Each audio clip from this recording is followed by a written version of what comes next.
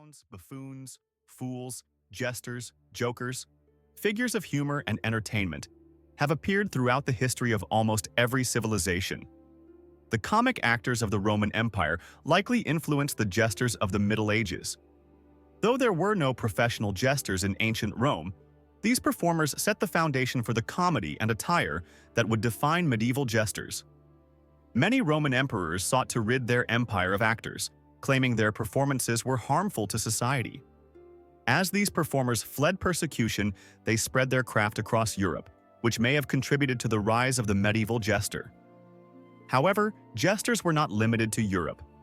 They also flourished in places like China and India, showcasing the universal desire for laughter and entertainment. In the medieval era, the luckiest jesters found employment in noble courts, serving not just as entertainers but as integral parts of court life. Let's take a journey back in time and explore the life of a medieval jester. Welcome to Tavern Tales. The minstrel between the 12th and 17th centuries, the term minstrel, meaning little servant or gleeman, referred to anyone who made a living as an entertainer. This broad category included acrobats, jugglers, storytellers, and most notably, musicians. Many minstrels traveled from town to town, performing wherever there was an audience willing to pay.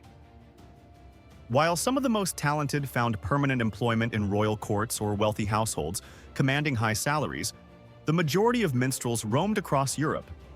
In France, they were known as jongleurs or troubadours, while in Germany they were called minnesingers. In England, they were scops, and in Scandinavia, skalds. The Irish called them bards. These wandering performers not only provided entertainment through their ballads and stories, but also acted as carriers of news. Villagers would share information with the minstrel, who would pass it along to the next town, spreading both songs and stories of recent events. Born this way. In the Middle Ages, a person's position in life was typically determined by the family they were born into. A blacksmith's sons would become blacksmiths, just as a stonemason's sons would follow in their father's footsteps. But jesters were unique in that they could come from any background. A jester might be a clerk whose antics amused a noble, a witty villager known for joke-telling, or even an ex-monk expelled from the abbey for causing trouble.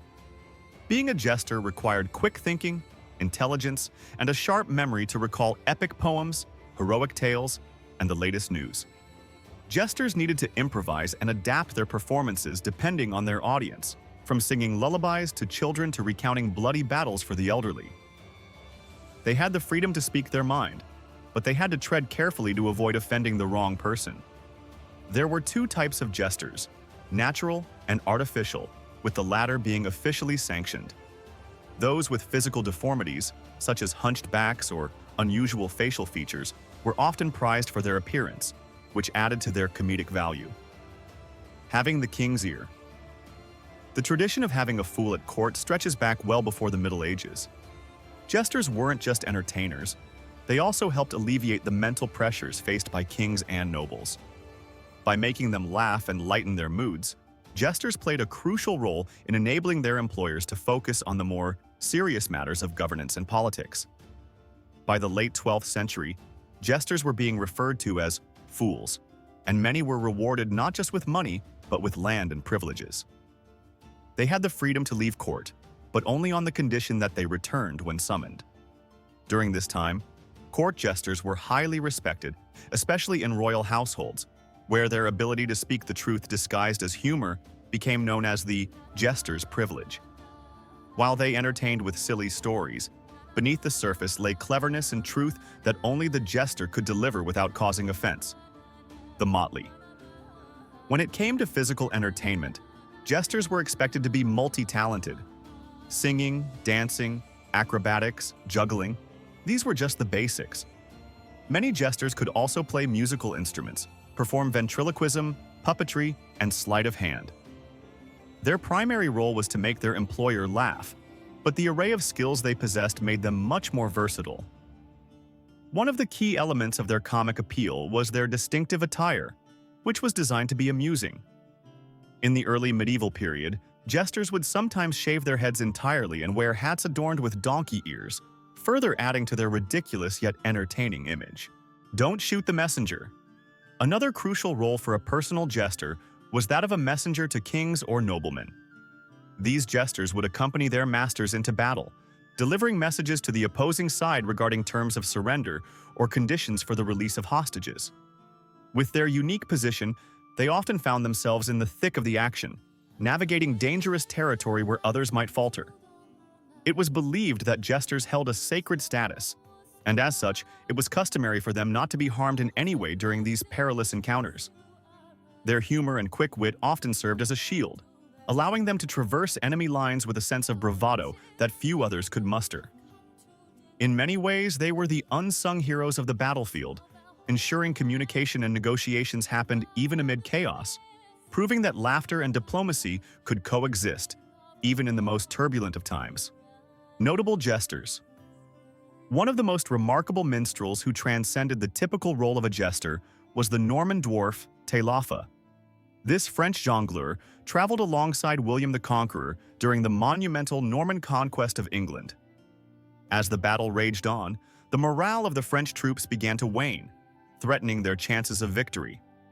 In a bold move, Teilafa took center stage, captivating the weary soldiers with tales of bravery and mischief from past battles, all while peppering in jests that poked fun at their fears. His antics not only provided comic relief, but reignited a sense of camaraderie and determination among the troops.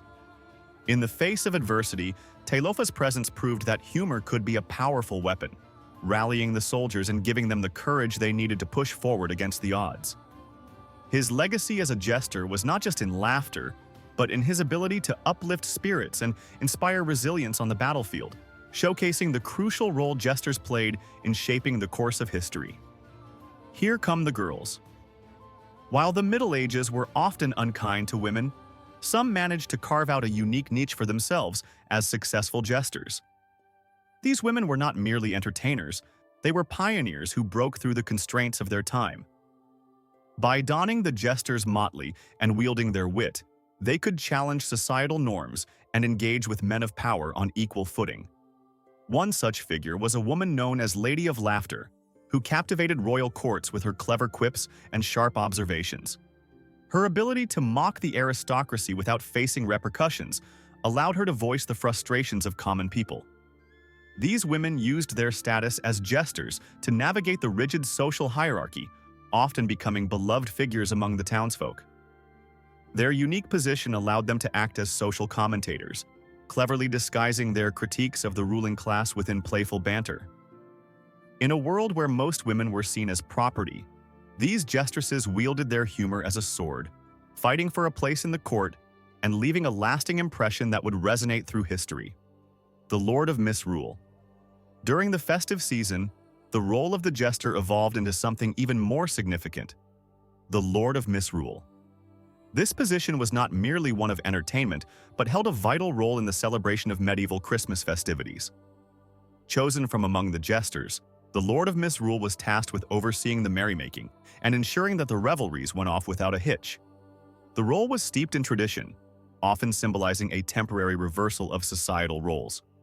For a time, the jester could give voice to the frustrations of the common folk, offering scathing yet humorous critiques of the nobility without fear of reprisal. During this season, it was customary for lords and ladies to let down their guard, allowing the jester to lead the festivities with abandon. The jester would orchestrate games, songs, and even mock ceremonies, turning the court into a stage for joy and laughter. This annual upheaval provided a much-needed respite from the rigid structures of medieval society, reminding all that, beneath the layers of rank and privilege, we are all human and worthy of joy. The legacy of the Lord of Misrule lives on today in modern festive traditions, where humor and revelry bring people together, blurring the lines between class and status in celebration of our shared humanity. Thank you for joining us on this journey through the fascinating world of medieval jesters. These remarkable figures were more than mere entertainers. They were the unsung heroes of their time, wielding humor as a powerful tool to navigate the complexities of court life and societal norms. From their unique ability to speak truth to power to their role as messengers and entertainers, jesters have left an indelible mark on history. If you enjoyed this episode of Tavern Tales, be sure to subscribe for more intriguing stories from the past. Don't forget to hit that like button and share your thoughts in the comments below. What do you think was the most surprising aspect of a jester's life? We can't wait to hear your opinions. Until next time.